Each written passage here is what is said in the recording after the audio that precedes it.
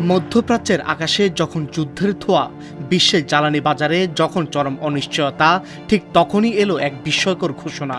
দীর্ঘ উত্তেজনা, পাল্টাপাল্টি হুমকি আর সংঘাতের পর অবশেষে শান্তির পথে হাঁটতে সম্মত হয়েছে যুক্তরাষ্ট্র ও ইরান। যে দুই দেশের বৈরিতা কয়েক দশক ধরে বিশ্ব রাজনীতির অন্যতম বড় সংকট হিসেবে বিবেচিত হয়েছে, সে দুই দেশই এবার পৌঁছেছে একটি ঐতিহাসিক চুক্তিতে।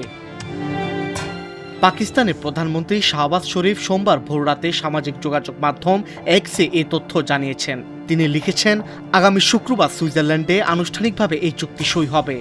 শাহবাজ শরীফের ঘোষণার পর চুক্তিতে পৌঁছানোর বিষয়টি নিশ্চিত করেছেন যুক্তরাষ্ট্রের প্রেসিডেন্ট ডোনাল্ড ট্রাম্পও। মার্কিন প্রেসিডেন্ট লিখেছেন, আমি হরমুজ প্রণালীকে সম্পূর্ণ টোলমুক্তভাবে চলাচলের জন্য উন্মুক্ত করার অনুমতি দিচ্ছি। একই সঙ্গে যুক্তরাষ্ট্রের নৌবাহিনীর আরোপিত অবরোধ অবিলম্বে তুলে দেওয়ার নির্দেশ দিচ্ছে। ট্রাম্প আরও লিখেছেন, বিশ্বের জাহাজগুলো তোমাদের ইঞ্জিন চালু করো, তেলের প্রবাহ চলুক। বিশ্ব অর্থনীতির অন্যতম গুরুত্বপূর্ণ নৌপথ দীর্ঘদিন ধরে উত্তেজনার কেন্দ্রবিন্দুতে ছিল। হরমুজ প্রণালী ঘিরে অচল অবস্থা তৈরি হওয়ায় আন্তর্জাতিক তেলের বাজারে দেখা দিয়েছিল অস্থিরতা। নতুন এই চুক্তির ফলে সেই সংকট কাটার আশা করছেন বিশ্লেষকরা। তবে চুক্তির বিস্তারিত শর্ত এখনও পুরোপুরি প্রকাশ করা হয়নি।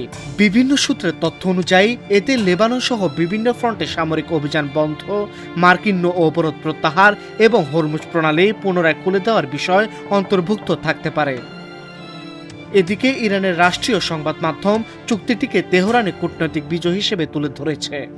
অন্যদিকে ওয়াশিংটন বলছে এটি আঞ্চলিক স্থিতিশীলতা ও বিশ্ব অর্থনীতির জন্য একটি গুরুত্বপূর্ণ অগ্রগতি।